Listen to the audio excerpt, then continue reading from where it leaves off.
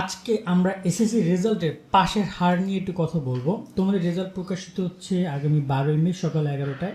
তো আশা করি তোমরা সবাই সঠিক সময়ে তোমাদের ফলাফলগুলো দেখতে পারবা। তো অনেকে একটা প্রশ্ন আমাদেরকে করছো যে ভাইয়া আমাদের কোন বোর্ডের ফলাফল সবচেয়ে ভালো হইতে পারে, সম্ভাব্য কি? তা আমি তোমাদেরকে কিছু বিষয় একটু বলি গত বছরের থেকে এবং বোর্ডের কিছু ইনফরমেশনের ভিত্তিতে। প্রথমত দেখো, তোমাদের পরীক্ষার রেজাল্ট প্রকাশ না হলে একদম যে সঠিক ইনফরমেশন বা একদম যে অ্যাকুরেট যে বিষয়টা সেটা কখনোই বলা পসিবল না। এটা যদি কেউ বলে থাকে তাহলে সে ভুল বলছে। এসএসসির রেজাল্ট খুব দ্রুত দেখতে হলে তোমরা গুগল প্লে স্টোরে গিয়ে এসএসসির রেজাল্ট 2024 লিখে সার্চ করো এবং কমলা কালারের লোগো সহ অ্যাপসটি ইনস্টল করে নাও এখনই।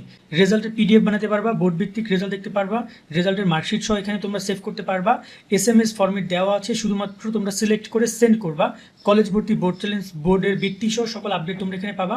আমি ইনস্টল লিঙ্কটা ডিসক্রিপশন বক্সে এবং কমেন্টে দিয়ে দিচ্ছি, সেখান থেকে ইনস্টল করতে পারো। কারণ বোর্ড থেকে ওরকমভাবে একদম সরাসরি কোনো কিছু বলে না, তবে কিছু হিন্টস তারা দেয়। আমরা যখন বোর্ডের কয়েকজন বড় ভাইয়ের সাথে কথা বলছিলাম তার ব্যাপারে নিয়ে আমাদের সাথে বলছিল।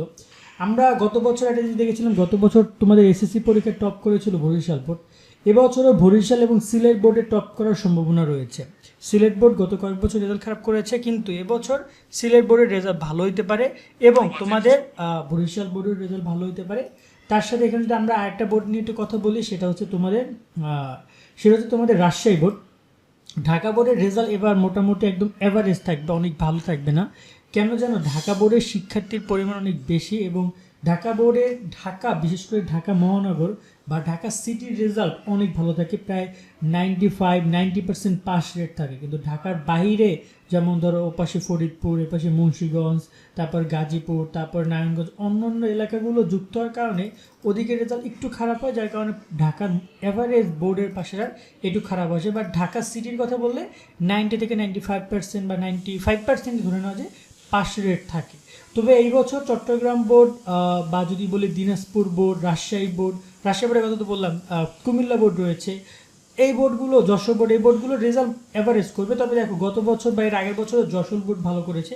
যশোর বোর্ডের ব্যাপারটাকে আমি তোমাদেরকে বলি, যশোর বোর্ডে যারা খুলনা, সাতক্ষীরা ওই সাইডটাতে রয়েছে যশোরে, তোমরা ভালো করে জানো যশোর পড়াশোনার দিক থেকে কিন্তু অনেক এগিয়ে। বিশেষ করে খুলনা শহরে আমি অনেক ঘুরেছি, আমি দেখেছি পড়াশোনার দিক থেকে খুলনা অনেক অ্যাডভান্টেজে আছে, অন্য শহর যেমন বরিশাল কিন্তু অতটা নাই।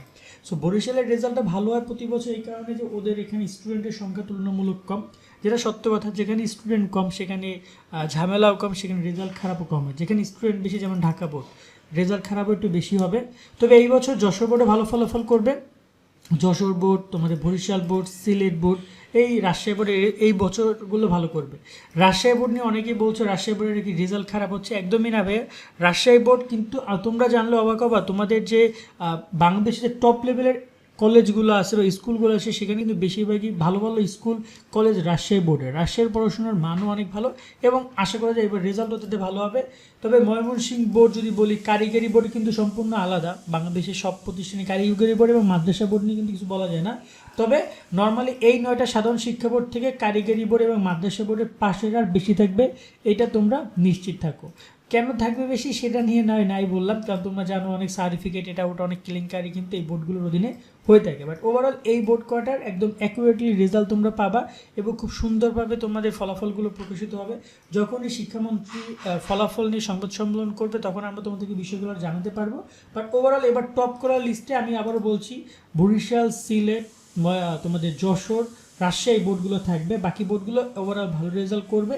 তবে একদম যে সব দিন শেষে যে অনেক কিছু বলা যায় তা কিন্তু না, এমনটা নাও হইতে পারে, কোনো কোনো ক্ষেত্রে এটা পরিবর্তন হইতে পারে। তবে একটা কথা সত্য যে তোমাদের রেজাল্টের দিক থেকে কয়েকটা বোর্ড একটু পিছিয়ে থাকবে, সেই বোর্ডগুলো আমরা জানি, কিন্তু আমি বলছি না ওদের শিক্ষার্থী একটু ভয় পাবা। বাট আমরা যখন প্রশ্ন অ্যানালাইসিস করছিলাম দেখছিলাম সেখানে প্রশ্ন অনেকটা কঠিন এসেছে কিছু কিছু ক্ষেত্রে। একটা দুইটা সাবজেক্টে কঠিন আসলেই ফেলের সংখ্যাটা নির্ধারণ করতে হয়। কারণ দেখা যায় যদি কেউ একটা সাবজেক্টে, ধরো না ম্যাথেই যদি কেউ ফেল করে একটা বোর্ডে, আমি যদি বুঝাই, ধরো না কুমিল্লা বোর্ডের ম্যাথের কোশ্চেন অনেক হার্ড হয়েছে, তো দেখা যায় শিক্ষকদের সাথে যখন আমরা কথা বলছিলাম কুমিল্লা বোর্ডের যারা প্রধান পরীক্ষক রয়েছে তারা বলছে ম্যাথে ফেল কিছুটা বেশি। তো এভাবে আর কি কথাটা ঠিক এরকম হয়েছে। আমি সাপোজ, আমি কিন্তু বলি না কুমিল্লা বোর্ডের রেজাল্ট খারাপ হচ্ছে বা এরকম কিছু, বাট এরকমভাবে প্রেডিক্ট করে বলা যায় যে কিছু বোর্ডে যদি কোনো একটা কোশ্চেন একটু হার্ড আসে তখন সেটা একটু এদিক ওদিক হইতে পারে, কেমন? তো আশা করি যাক এবার আর তোমাদের গত বছরের সাথে তোমাদের রেজাল্ট কম্পেয়ার করা যাবে না, কারণ গত বছর সংক্ষিপ্ত সিলেবাস ছিল, তোমাদের বেলায় তা নাই। সো তোমরা ফুল সিলেবাসে পরীক্ষিত, তোমাদের একটু তো প্যারা হইবে, এটা সত্য কথা ভাইয়া। তারপরও দেখা যাক কী হয়, রেজাল্ট প্রকাশের দিন আমরা লাইভে এসে তোমাদের রেজাল্টগুলো দেখিয়ে দিব। তোমাদের কোনো প্রশ্ন থাকলে কমেন্ট করতে পারো। আজকের মতো আমরা এখানে বেরিয়ে নিচ্ছি, সকলে অনেক অনেক ভালো থাকবা। আল্লাহ হাফেজ।